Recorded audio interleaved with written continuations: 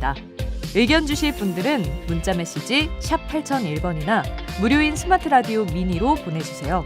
유튜브 MBC 라디오 시사 채널에서도 함께하실 수 있으니 댓글로 많은 참여 부탁드립니다.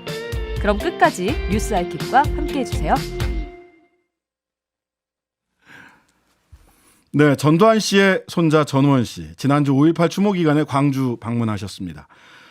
전두환 씨 일가로는 처음으로 5.18 민주화운동 추모식에도 참석했고 국립 5.18 민주묘지를 방문해서 사죄하는 모습을 보였습니다. 오늘 스튜디오에 직접 모셨습니다. 전우원 씨 어서 오세요. 안녕하세요. 안녕하세요. 초대해 주셔서 감사합니다. 네. 자, 크리스찬이시죠? 네. 요즘 무슨 제목으로 기도하세요? 하나님의 공의가 세상을 다스리셔서 의롭게 사는 사람들이 은혜를 받고, 그리고 사람들의 죄가 있다면 죄가 다 밝혀지기를 바라는 마음으로 기도를 합니다. 네. 자, 지난주 광주 방문이 두 번째였죠. 첫 번째 방문 때 본인 외투로 이렇게 비석을 닦는 모습 저도 인상 깊게 봤습니다. 어떤 생각으로 두 번째 광주 방문길에 오르셨어요? 되게 복잡한 심정이었는데요. 아무래도 일단 저 포함해서 저희 가족이 5.18에 있어서 굉장히 큰 죄인이잖아요. 저희 할아버지께서 정말 많은 분들을 죽음으로 모셨고, 그리고 또 거기에 대한 사죄도 안 하셨고, 그리고 또 저는 그런 큰 죄가 있음을 알면서도 인정을 안 하고 좀 기피하고, 그리고 굉장히 정말 제가 27이란 나이를 먹을 때까지 오히려 이분들의 입장에서 한 번도 생각을 해본 적이 없어요. 그런데 저번에 이제 처음 가고 계속해서 방문을 할 때마다 오히려 저에게 제가 정말 큰 죄인임에도 불구하고 광주 시민분들께서 따뜻하게 맞아주시고 또 사람 대우를 해주셨을 때 그 감사함을 잊지 않고 계속해서 광주에 가는 게 맞다고 생각을 했고요. 그리고 워낙 그 상처 아픔이 깊다 보니까 제가 한두 번 그냥 찾아뵌다고 해서 그분들의 아픔이랑 한이 풀릴 것 같지 않아서요. 앞으로도 계속해서 방문할 생각이고요. 네. 네. 그 상처가 조금이라도 좀 아물 때까지 계속해서 찾아뵙겠다. 어떤 뭐 네. 기한을 정하거나 이런 건 아니겠네요. 그러면. 그렇죠. 왜냐면 그분들은 정말로 제일 사랑하는 가족분들을 네. 잃으셨잖아요. 네. 근데 그분들은 돌아오지 않고 저는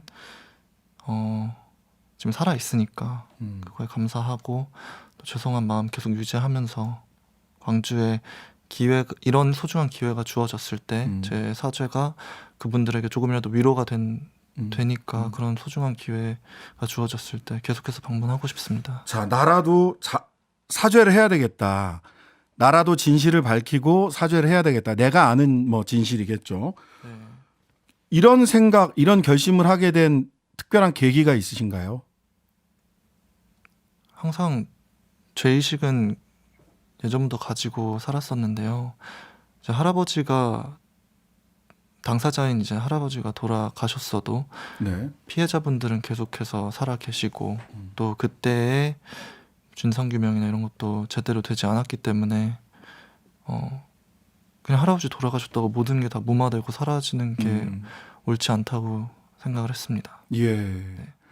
그 본인이 가족들에게 어렸을 때부터 쭉 들었던 얘기와 네. 그다음에 역사적 사실이 서로 다르고 그러다 보니까 할아버지에 대한 평가가 완전히 좀 바뀐 시점이 있었을 것 같은데 네. 그거는 언제였어요? 제 가슴에서 정말 완전히 변하게 됐다고 하면 가서 이제 피해자분들 직접 뵈고 또 그분들이 말씀하신 진실을 듣고 제일 마음이 완벽하게 바뀐 것 같아요. 네. 자, 전우원 씨 두 번에 걸친 광주행과 진정성 있는 사과의 모습에 박관년 열사의 누나 박행순 씨는 단 한 번도 사죄하지 않던 할아버지 죄를 손자가 대신 무릎까지 꿇고 빌었다. 해묵었던 분노와 서름이 조금 풀렸다. 이런 직접 듣고 체감하셨죠, 광주에서. 네. 자, 5.18 유족들, 그래서 광주 시민들이 우리 전우원 씨 어떻게 맞이해 주셨어요?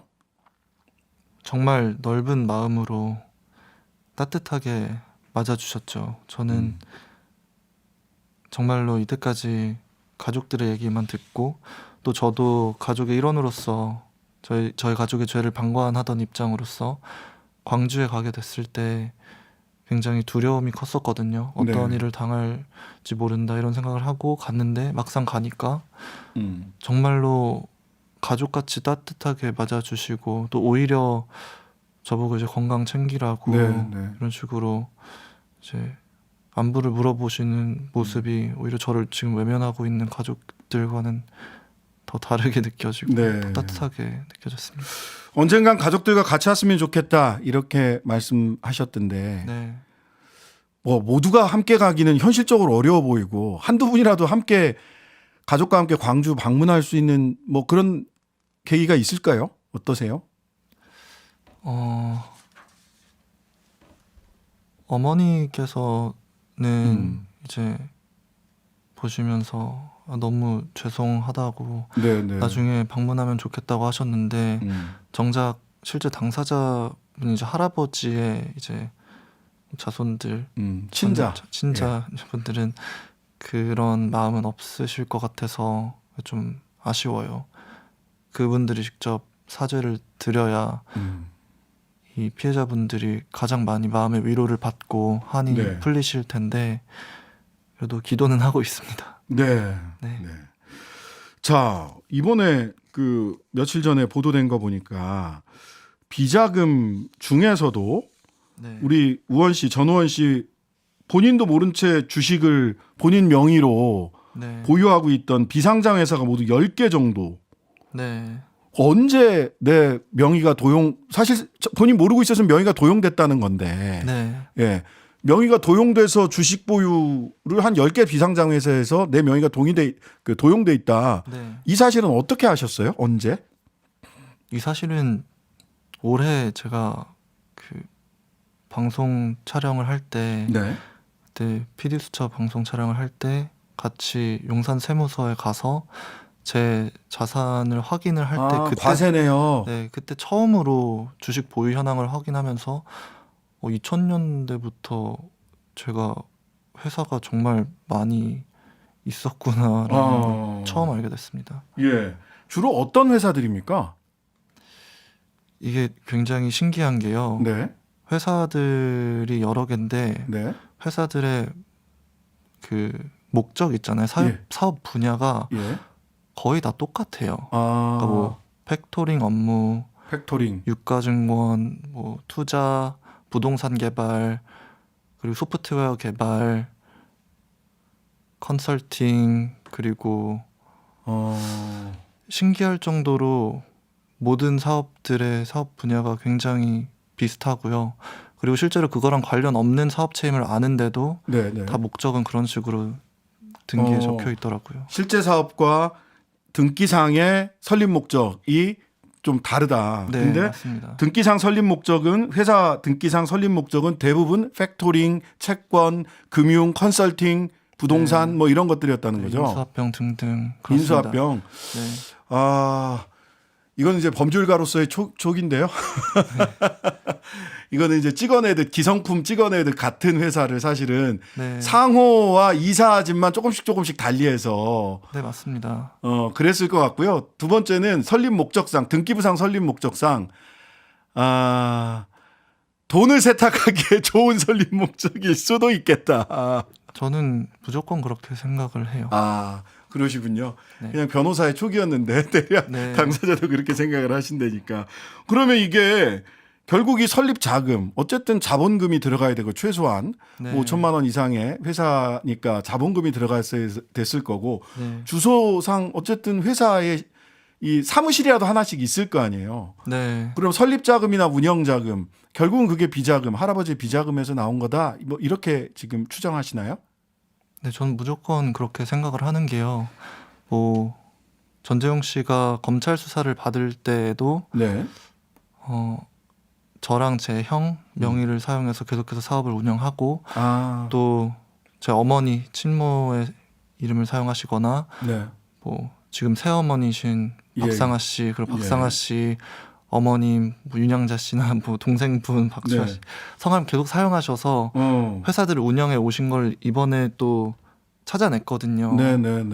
그러니까 예를 들어서 키벨리라는 회사가 네. 제가 한 20% 주식을 갖고 있는 회사가 있었어요. 오, 근데 그 회사를 찾아보니까 이제 사내이사분이 이제 음. 박상아 씨 동생이신 박주아 씨 예, 그리고 예. 윤양자 씨로 작년까지 계속해서 돼서 운영이 되었더라고요. 그리고 등록지도 평창동 그 전재국 씨 큰아빠가 운영하시는 곳에 1층으로 돼 있는데 거기는 사업체가 들어선 적이 없는 곳이거든요. 그래서 네. 여러 가지 이상한 정황들이 많긴 뭐 그런 건 했어요. 이제 페이퍼 컴퍼니일 수도 네. 있겠네요. 페이퍼 네. 컴퍼니. 근데 20% 주식을 갖고 있으면 굉장히 지배주주에 가까우신 주식을 갖고 있는데, 근데 KBS 그 시사직격 보다 보니까 네. 본인이 지분 그 가지고 있는 회사에서 문전박대 당하시더라고요. 네, 저는 뭐 그 회사를 원래는 서류상으로는 2002년도부터 제가 주주로 등록이 되어 있었는데요. 네. 그런데 그 회사에 대해서 제가 처음 알게 된 거는 이제 2019년도에 네. 전재용 씨가 황제 노역 이제 끝마치고 나오셔서 네. 바로 돈 없다고 이제 노역 저기 네. 하셨죠. 벌금 안 내고 노역하셨어요. 네, 예. 네, 생활비가 필요하다고 하셔서 그때 미리 작성해 오신 계약서 같은 거를 저한테 주실 때 이런 회사도 있었구나를 처음 알았었거든요. 예. 네, 근데 정말 저는 그거 외에는 이 회사에 대해서 올해 와서 직접 방문해 본 거 그리고 거절당한 거밖에는 경험이 없어서 그냥 제 명의가 도용된 것 같아서 좀 당황스러워요. 예, 명의가 도용됐다면 이제 크게 보면 두 가지 방향으로 법률 검토를 할 수 있을 건데, 하나는 뭐 사문서 위조 등 본인 명의나 본인 신분증 내지는 인적 사항, 네, 뭐 도장 이런 것들이 분명히 도용됐을 거란 말이죠. 네 맞습니다. 네, 사문서 위조 등이 하나가 있을 거고, 또 한편으로는 주식 명의 신탁, 다른 사람 이름은 내 실질 소유주하고 명의상 소유주가 다르다면, 이게 조세 네. 포탈의 목적으로 주식 명의 신탁을 했다면 조세범 처벌법으로 처벌을 받을 수가 있어요. 그걸 통해서 네. 조세가 포탈된 분들은, 조세를 네. 포탈한 분들은. 네. 그리고 또 한편으로는 본인이 명의가 어쨌든 돼 있으니까 내 주식 주세요 이렇게 네, 주장해 볼 수도 있을 것 같은데, 지금 어떻게 하실 생각이세요? 지분 있는 주식? 저는 솔직히 제 돈으로 번 주식이 아니잖아요. 네. 그래서 이게 물론 이 회사가 전에 이제 할아버지 비서하시던 손삼수 씨가 아직도 대표로 계시는 회사여서 이걸 어떻게 처리를 할 수 있을지 모르겠지만 네. 처리가 된다면은 처리된 그냥 모든 금액을 다 사회에 환원하고 싶어요. 네. 공개적으로. 네, 네. 네. 그리고 또 아까 말씀하신 것처럼 이 회사 관련돼서 저도 아직 배우는 단계다 보니까 네. 뭐 여러 가지 뭐 서류도 요청하고 했는데 상대 측 변호사에서 이제 답변서를 보내올 때 여러 가지 제가 작성한 적도 없는 그런 약정 서류 같은 거를 보여주시더라고요. 제 서명으로 사인이 된 게 아닌데 네. 제가 해외 생활을 할 때 제가 추정하기에는 그냥 전재용 씨가 제 이름 직접 쓰신 것 직접 같아요. 쓰신 것 같은 것도 많았고 해서 저도 아직 진실을 알아가는 과정에 있어요. 어쨌든 네. 이거 여기서는 본인이 모르는 주식 소유자, 본인이 자기도 모르는 가운데서 한 10개 비상장 회사의 주식을 소유하고 있었다라고 한다면 법적인 문제가, 형사적, 민사적 문제가 발생할 수밖에 없을 것 같아요. 네, 예. 하나하나씩 찾아가 봐야 될 것 같은데, 감사합니다. 자, 이 비자금 여전히 아직도 많다라고 하는 추정이 계속 가능해지는데, 혹시 규모를 한번 추정해 보신 적 있으세요? 지금 남아있는? 아무래도 이제 예전 뭐 수사관님들 말씀도 들어보고 했을 때 네. 많은 비자금이 무기명 채권 형식으로 많이 조성이 되었었다고 들었어요. 그리고 못 찾는데 진짜 찾기 힘든데 무기명 채권은 못 찾으니까 그 규모가 얼마나 되는지도 모르고 예. 그래도 저희 가족 구성원분들이 하시는 여러 가지 사업체들을 네. 보면은 그래도 최소 몇백억은 있지 않으실까. 지금도? 최소 몇백억은 있지 않으실까라는 생각을 합니다. 예. 정말 작게 봐서요. 예, 아주 작게 봐도 그거보다 더 될 것 같아요. 그냥 네. 느낌상. 예, 지금까지 추징금이 할아버지한테 부과됐던 추징금이 2,205억인데 그 중에 네. 1,279억 추징됐거든요. 그러니까 네. 적어도 지금까지 추징한 금액만 봐도 남아 있는 비자금이 이 지금까지 추징한 돈 이상이 남아 있을 수도 있겠다 하는 생각이 들기도 하고요. 네. 조금 뭐 이제 시간이 얼마 남지는 않았는데 네. 뭐 당사자로서는 조금 마음 아픈 얘기를 여쭙게 돼서 좀 죄송합니다만은 아닙니다. 네. 아버지는 못 만나고 통화도 안 되고 문자도 안 되고 이런 상황인가요? 전재용 씨? 근데 모든 가족이랑 다 그런 상황입니다. 전재국 씨는 근데 문자가 나왔더라고요. 그 방송에서 네. 내 조카 아니고 찾아오지도 전화하지도 말라. 저는 여기까지는 그러실 수 있다고 보는데 네. 뒤에 네. 약 그만하고 정상적으로 살아라. 즉 우원 씨를 정상적이지 아닌 상태로 만들어야 본인들이 살 수 있다라고 하는 그런 좀 냉정한 판단을 한 게 아닌가라는 생각이 들어서 네. 저도 마음이 아팠고 우원 씨 입장에서는 훨씬 더 조금 심정적으로 좀 괴롭지 않으셨을까 하는 생각도 들더라고요. 어떠셨어요? 그 문자 받고 나서. 실제로 제가 지은 죄가 가벼운 죄가 아니고 큰 죄이기 때문에 실제로 지적질 받을 만하고 또 앞으로도 계속 반성하고 절대로 하면 안 된다고 생각을 하고요. 모든 처벌도 다 받아야 된다고 생각을 합니다. 그런데 그것과는 별개로 네. 제가 어떠한 문제가 있는 것과는 별개로 제가 지금 지적하는 거는 저희 가족이 실제로 이렇게 많은 분들한테 피해를 입히고 사죄드리지 않은 점이랑 그리고 지금도 그분들을 이제 기만하면서 비자금을 계속해서 사용하고 계신 거 네. 그리고 또 제 이름만 해도 이렇게 말도 안 되는 양의 주식들이 나왔는데 네, 그렇죠. 다른 손자분들도 이런 식으로 좀 왜 조사가 안 이루어졌나라는 의문점도 있어서 그런 것도 좀 그렇네요. 제기를 하고 싶었습니다. 우리 우리 검찰에서 그 실제로 추징금을 제대로 추징하기 위해서 노력을 했는가? 가족들의 과세 내역부터라도 확인을 했으면 지금 나오는 거였잖아요. 본인 과세 내역 확인해 보니까 그러니까요. 나오잖아요. 왜 그거 안 했는지 묻지 않을 수가 없네요, 사실. 저도 자, 놀랐습니다. 예. 미국에서는 회계사로 일을 하셨었는데 앞으로 미국으로 가신다거나 또는 한국에 계신다면 한국에서 본인 생각하고 있는 자기 향후의 활동 계획 또는 뭐 삶에 어떻게 살아가실 건지 뭐 마지막으로 한 4, 50초 정도 남았는데. 실은 예. 앞으로의 계획은 제가 네. 크게 말씀드릴 건 없지만 네. 아무래도 제가 이때까지 한국에 오지 못했던 거는 제 가족들 때문에 제 가족들의 과오들 때문에 제가 두려워서 한국을 못 온 게 되게 네. 컸어요. 그리고 네. 전재용 씨 BLS에 관련돼서도 오산시 세금 때문에 네. 제가 계속 신용 불량자로도 있어가지고 한국 생활이 불가능하다고 해서 항상 그냥 미국에서 어쩔 수 없이 살아야겠다고 생각을 했는데요. 네. 이번에 오게 됐으니까 정말 새 삶을 살아간다고 생각하고 기회만 되면 한국에서 살아보고 싶어요. 네. 솔직한 말씀 감사드립니다. 오늘 말씀 여기까지 듣겠습니다. 감사합니다. 예, 전우원 씨였습니다. 네, 감사합니다. 감사합니다. K웨더 우리 집 실내 날씨 예보입니다. 아이들이 뛰어놀아서 거실 공기가 많이 탁해졌습니다.